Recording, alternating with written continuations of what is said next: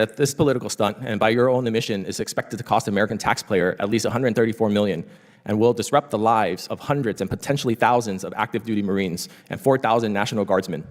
That's $134 million and thousands of personnel diverted away from critical missions in the Indo-Pacific, where China is rapidly expanding from Europe, where NATO needs US support amid growing Russian aggression, and from CENTCOM, where tensions are escalating so critically that your own General Guerrilla had to cancel all his testimony in Congress today. Your redirection of combat-ready troops from real-world national security threats to manage a domestic protest is gross mismanagement and a slap in the face of service members whose lives are disrupted throughout this event. As a veteran myself, it's a disgrace, and you should be. This may look like a routine congressional exchange over troop deployments, but it's actually a test of how military power is being used inside the United States.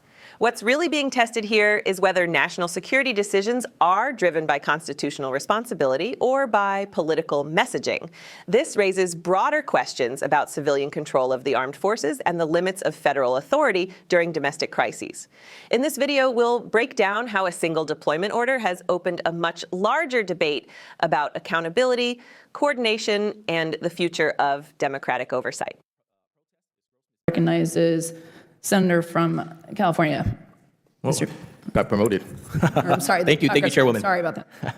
Thank you, Chairwoman. Thank you to the witnesses for being here.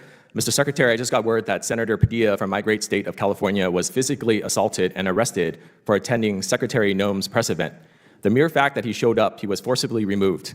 Is this how you would treat a member of Congress who attends your press event, whether invited or not?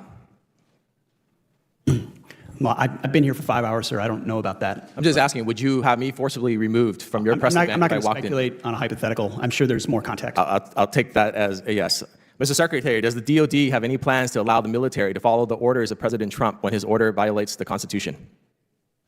Yes or no?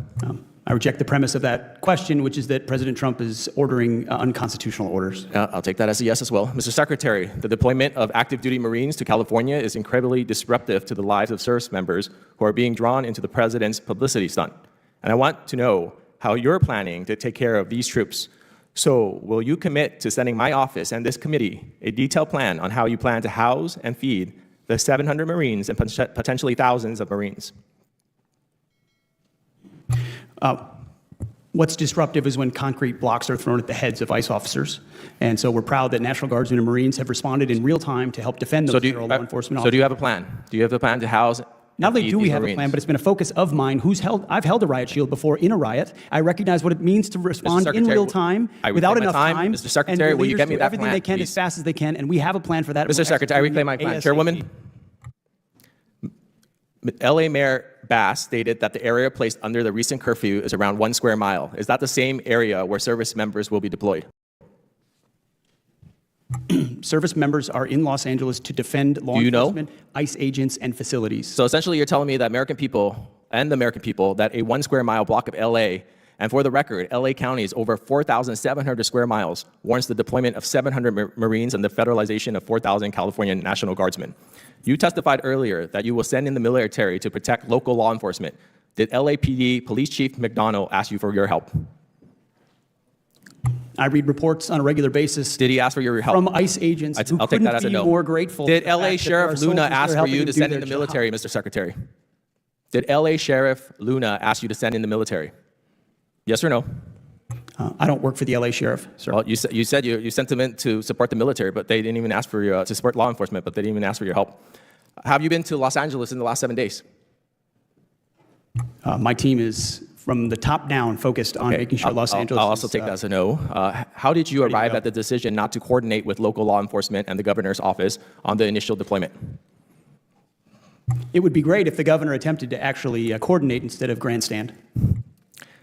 All right, so I believe you're secretly deploying troops to an area without coordinating with local officials is somehow not disruptive and to the logistical and operational conditions on the ground. You agree with that? I would need you to repeat the question, sir. Does the department plan on coordinating with Governor Newsom's office on local law enforcement going forward, Mr. Secretary?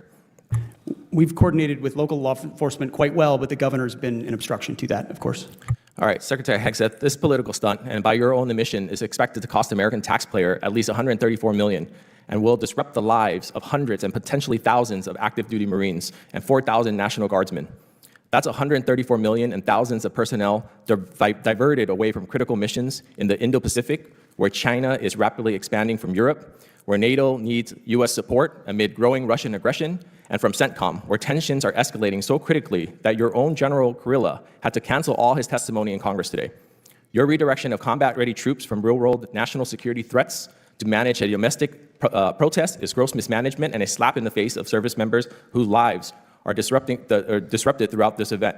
As a veteran myself, it's a disgrace, and you should be ashamed. I yield back. The gentleman's Madam time Chair, has expired. Madam Chair, can we add into record, please, that the gentleman from California has just stated that it is okay to have 1 mile of complete criminality in L.A. so long as it doesn't cover the 4700. That was not my statement. Madam Chair, we have, and that it's Mr. Mills, okay. Mr. Mills has not Gentleman's been not recognized. recognized. This is absolutely Neither gentleman, absurd. neither Words in gentleman my is mouth, not recognized. have the right you have not been Chair, recognized neither by the gentleman is chair. recognized. The chair now And neither recognizes the controls the time. congressman And neither from have you. Louisiana, Mr. Higgins, for 5 minutes.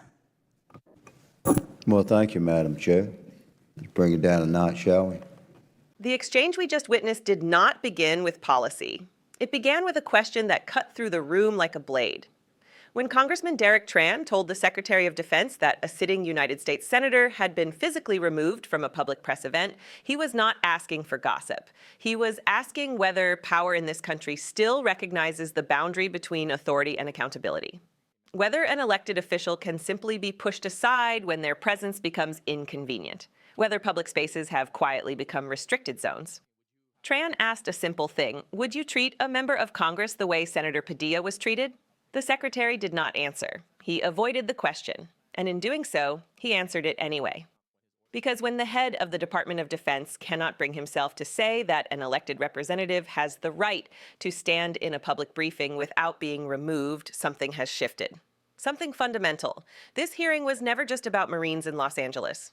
It was about whether civilian government still has a grip on military force. And in those few moments, when Tran pressed again and again, the larger truth emerged. Power was no longer explaining itself. It was shielding itself. When asked if the military would obey an unconstitutional order, the secretary rejected the premise. Not the danger, not the possibility, the premise. The idea that such a question could even be asked. That matters. Because in a functioning republic, no leader is beyond the law. Not a president, not a cabinet official, not a general.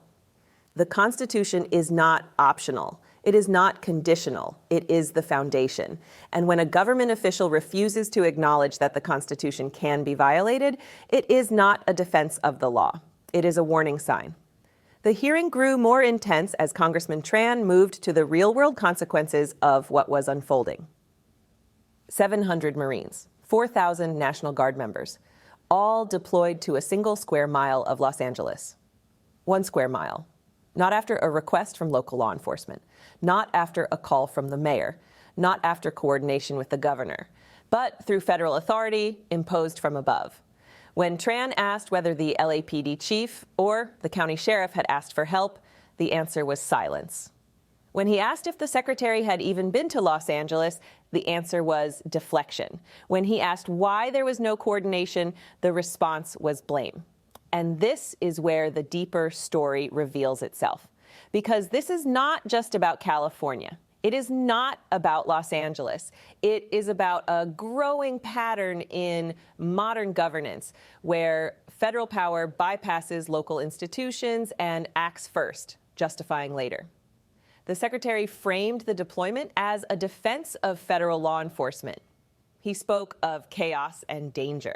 He spoke of urgency, but he could not point to a single request for that help. He could not show that the people responsible for public safety had lost control. What he could show was that the decision had already been made. And once military force enters a civilian space, the equation changes. It changes for the Marines, who leave their families and their real national security missions behind. It changes for the communities, who suddenly find armed personnel patrolling their streets. And it changes for the country, because the line between civil authority and military power grows thinner. Tran made that clear when he described the cost. $134 million. Troops pulled from the Indo-Pacific, from Europe. from other theaters where global tensions remain high. These are not abstract numbers. These are people. These are readiness levels. These are commitments to allies and deterrence against adversaries. And yet, they were redirected into a domestic deployment that even local authorities did not request. That is not just a policy decision. That is a statement about priorities. When Tran, a veteran himself, called it a disgrace, he was not speaking in rhetoric. He was speaking from experience. He was speaking for the men and women who serve, whose lives are shaped by these orders, whose families absorb the disruption. And what was the response? A colleague tried to reframe it as support for lawlessness. A chair struggled to restore order. The hearing moved on, but the moment remained. Because what this exchange revealed is not just disagreement. It revealed a deeper tension in American governance. The struggle between transparency and authority, between constitutional limits and executive power, between local consent and federal force. The question Tran asked about Senator Padilla still hangs in the air. If an elected senator can be removed from a public briefing, who decides who belongs in public spaces? If military units can be deployed without local request, who decides when civilian life becomes a security zone? If constitutional concerns are dismissed as false premises, who guards the guardians? These are not partisan questions. They are democratic ones. And in that hearing room, under the bright lights and rolling cameras, we saw how fragile those answers can become when power grows comfortable with itself. This is why hearings matter. This is why oversight matters. This is why voices like Tran's matter, even when they are brushed aside.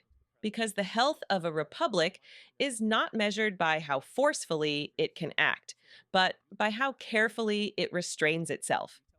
And when restraint gives way to convenience, history tells us that something precious begins to erode. The Marines who were sent to Los Angeles will return home. The politicians will move on to the next headline. But the precedent will remain, and it is up to the public to decide whether that precedent becomes normal. If you believe that government must be accountable, that power must answer to law, and that no one, not even the most powerful, should be beyond question, then this moment matters. This is why Liberty Report USA exists. Subscribe to Liberty Report USA. Support our work to expose the truth.